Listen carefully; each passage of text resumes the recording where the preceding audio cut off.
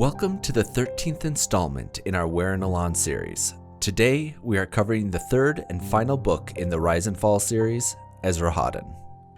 Before we begin with the events of the book, let's go back a couple years to cover some of the events that lead up to the book. In the year 2093, Ezra is born in the tiny village of Haddon in Kalinia. And when he is only a couple of months old, his mother, Mansara, is attacked and killed by lions while out with Ezra, leaving him to live with his father.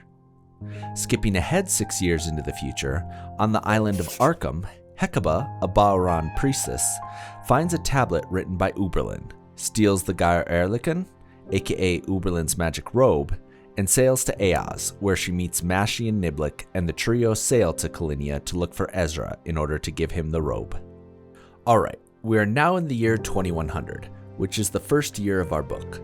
Quick side note, the prologue of the book occurs 20 years in the future as Esrahaddon is entering the palace in Persepolis to look for the Emperor, so we're going to skip that for now, but I will mention that scene when we cover it later. Alright, back to the year 2100 and part 1. Ezra is in his hut in Haddon the night a pack of tiger wolves attack. While some of the villagers are killed, Ezra manages to somehow save the village with a feather, killing all of the tiger wolves. For this, Ezra is banished to the jungle. Ezra wanders around the jungle before going into a cave to escape the sound of drums. In the cave, he meets Mashi, Niblik, and Dank, the three Ba'aran that Hecuba had sent out to look for him. They take him north to the beach of the Green Sea and then along the coast, reaching the cove where Hecuba has been treating the sick Clune of Dank's village. Hecuba realizes that Ezra is much too young to be given the robe, and so she decides she, Mashi, and Niblik will raise him until he is old enough. They allow Ezra to choose their new home, so the four sail east for a bit and then up a river for a short distance until they find a spot. We then cut to Persepolis, where Mwandale, disguised as Bishop Venlin, and his secretary Theopole have just arrived. Mwandale's religion, the Nephron Church, has grown throughout the Empire, and Mwandale is visiting what will be a new church in Imperial Square. The building turns out to be in disrepair, and Mwandale kicks a vendor out of the building area. Mwandale then heads over to the Sensarium, where Master Yolric engages him in conversation. After a bit, Mwandale realizes that Yolric is actually Trylos.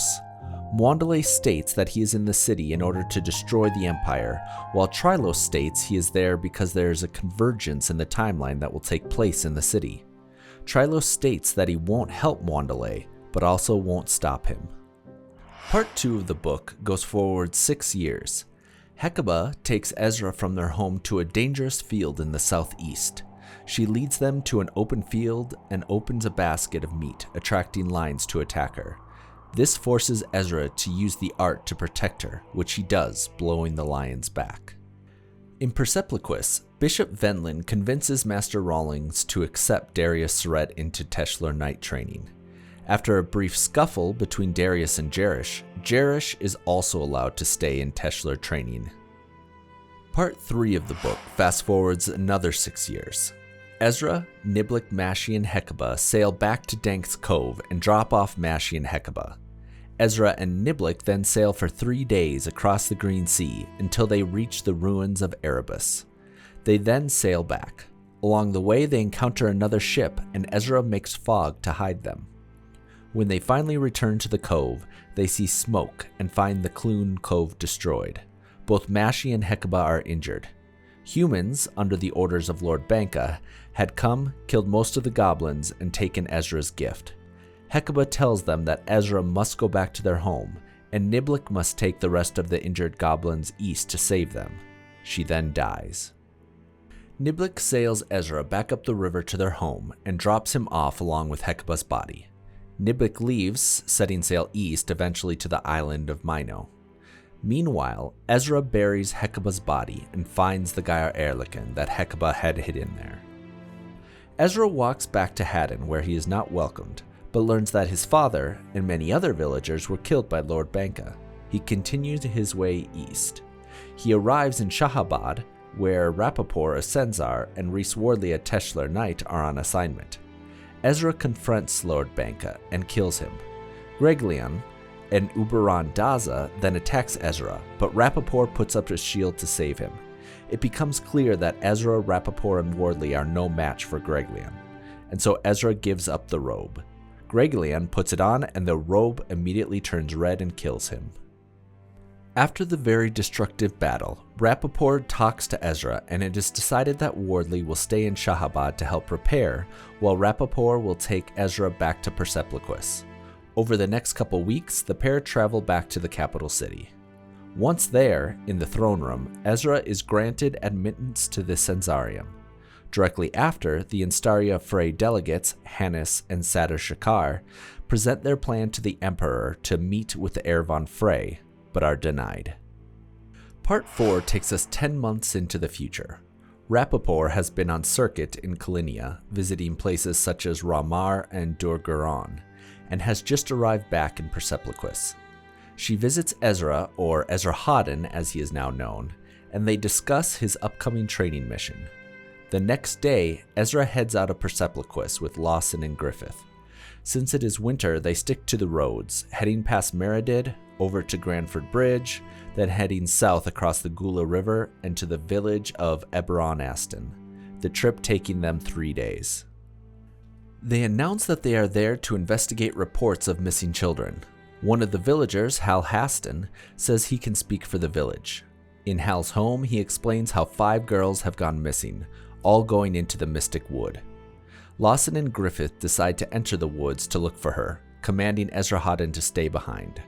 Lawson and Griffith don't return, and so Esrahaddon decides to go into the woods to search for them. He also takes Hal, who it turns out had been killing most of the girls. The pair are able to follow the footprints and arrive at Ruby's home. Hal is killed, but Ruby decides to spare Esrahaddon, telling him to return to her in 7 years so that they can kill the Riva, Maleva. Hal's daughter, Alinya, is still alive, and she returns with Esrahaddon. Since she refuses to go back to her village, the pair go back to Persepolis. 3 years later, Rappaport has returned from Farrington and meets Esrahaddon. He is being inducted into the Sensarium General Assembly that day. After the ceremony, they go into the city to celebrate, and Rappaport takes him on a tour of the city, ending at the library. Rappaport tells him that she is going to get married to a man in Farrington. He takes the news badly and goes to stand outside of Alinya's apartment.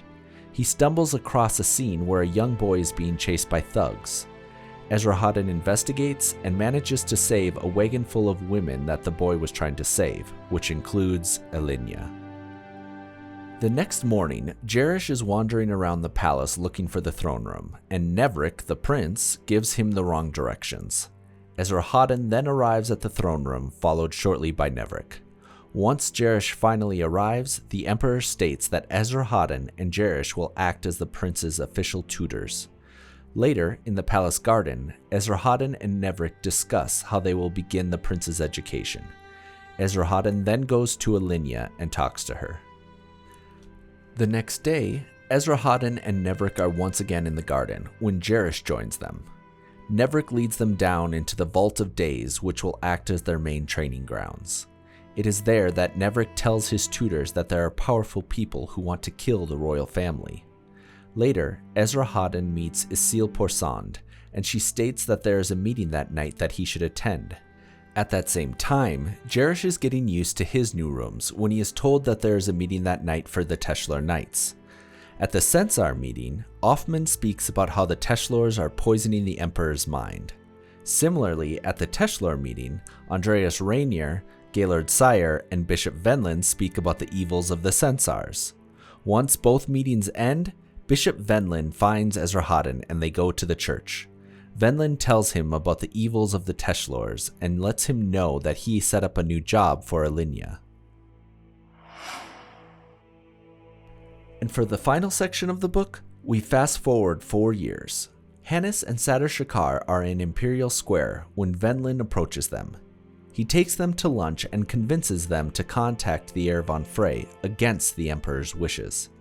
That night, Esrahaddon is at the library when Alinya shows up. A shadow monster sent by Ruby, who is upset Esrahaddon did not return, attacks them and Elan ends up stabbing it.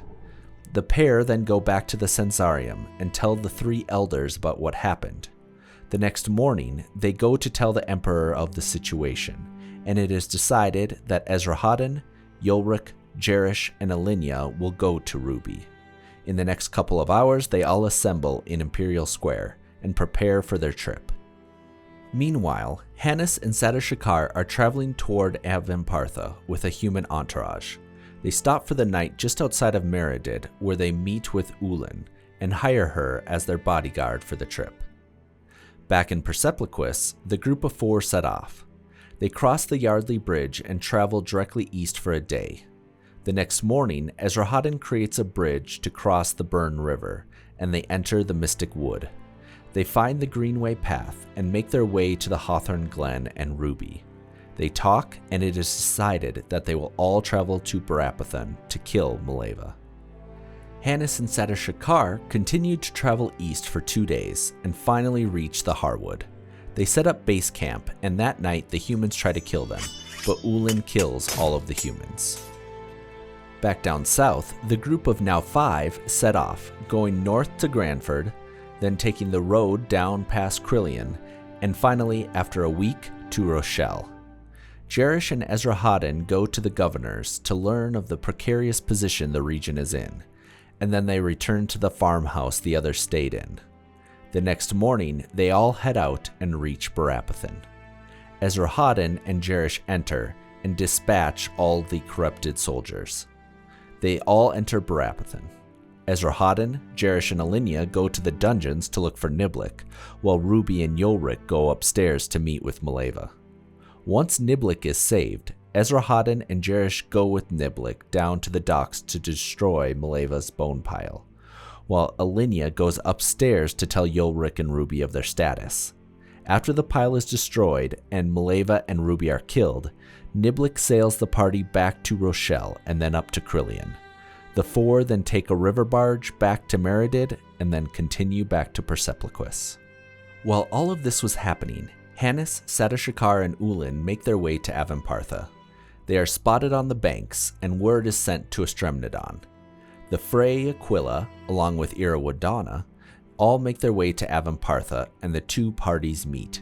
It is decided that the Emperor will come to Avanpartha to meet with the Frey, so the 3 return to Persepliquis. Once Esrahaddon returns to Persepliquis, he is told that the Emperor is going to be traveling to Avanpartha, and they will be joining. Over 100 people meet in Imperial Square, including the Emperor, Nevrik, Jerish, Esrahaddon, Sadashakar, Hannes, and Elan. Before they leave, Bishop Venlin comes and tells Esrahaddon that the Emperor must not give the Horn of Glendora to the Frey. Then the party leaves. They travel north to Meridid and then head east towards Mount Mador. On the second day, Jerish has a training session with Nevrik, and then Elan and Jerish spar. The group finally reaches the Harwood, and the pace slows considerably. They then make their way through, and finally, after 10 days of travel, they reach Avanpartha. After proving he has royal blood, the Emperor meets with the Frey delegation, but is attacked by a Galarbrin. Esrahaddon is able to trap the Galarbrin in the tower, but many Frey and humans, including Elan, are killed in the attack. The Emperor gives Esrahaddon the Horn of Glendora for safekeeping, and the surviving humans return to Persepliquis. Upon his return, Esrahaddon goes to the church to give Bishop Venlin the horn, but at the last minute realizes that Venlin is Mwandale in disguise, and quickly goes to the palace to tell the Emperor. They meet, and the Emperor tells Esrahaddon that he must get Nevrik out of the city for safety. Esrahaddon gets Nevrik, and they send a secret message to Jerish telling him to meet them in the West Market. Jerish gets the message, and with some help of an old lady in Imperial Plaza, finds them in the West Market. They discuss the situation, and then all head to the Everburton Villa, where Elan lives, to stay for the night. The next morning, word comes from the city that the Sensarium has been destroyed. Esrahaddon goes to investigate, while Jerish and Nevrik hide. Using back roads, Esrahaddon makes his way to the Senzarium, which he finds surrounded in the Orenfar and the dome being collapsed. He speaks to Yolrik and Wandale, and then Wandale leaves. Esrahaddon and Yolrik then go to the library. There, Yolrik assists Esrahaddon in creating 2 medallions. Esrahaddon also gives a letter to a young boy to deliver to Alinya, instructing her to get out of the city. Esrahaddon goes to the West Market to meet Jerish and Nevrik. He gives them the medallions and tells them they need to flee the city and stay in hiding, so they start to leave. Around this time, the letter gets to Alinya, but she can't read and so heads into the city to try and help. Esrahaddon heads up the grand marchway towards the palace. Once he arrives, he talks briefly to Yolrik and then heads into the palace. Sadr Shakar and Hannes are leaving the city when they spot Jerish and Nevrik, and the 4 cross the Yardley Bridge and start heading north. Back in the city, Esrahaddon is making his way through the palace, killing Teshlors. This is also the scene that the prologue describes. Then, Alinya finally reaches the palace and meets Yolrik. Venlin appears right then and the 3 talk. Venlin enters the palace while Yolrik drags Alinya out of the city. Inside of the palace, Esrahaddon finds the Emperor and his family. After a brief discussion, he leaves them before they sacrifice themselves.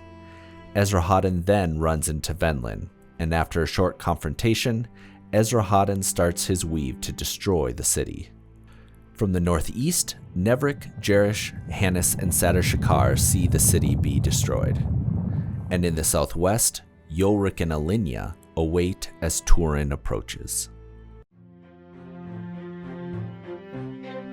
Thank you so much for watching today's video. Be sure to subscribe and watch my other videos to learn more about the world of Elan and Riyria. Thanks!